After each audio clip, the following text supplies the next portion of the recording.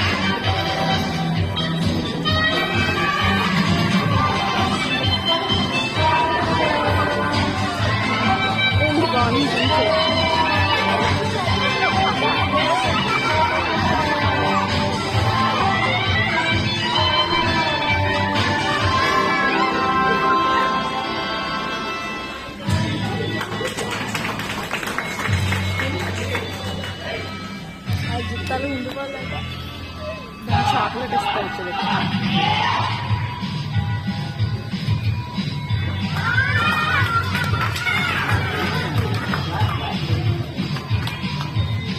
Magic show అయితే జరిగింది. భలే జరిగిందనమాట. మా బాబుని వెళ్ళమంటే నేను వెళ్ళను, నా టోపీ తీసాను గోలు పెడుతున్నాడు అనమాట.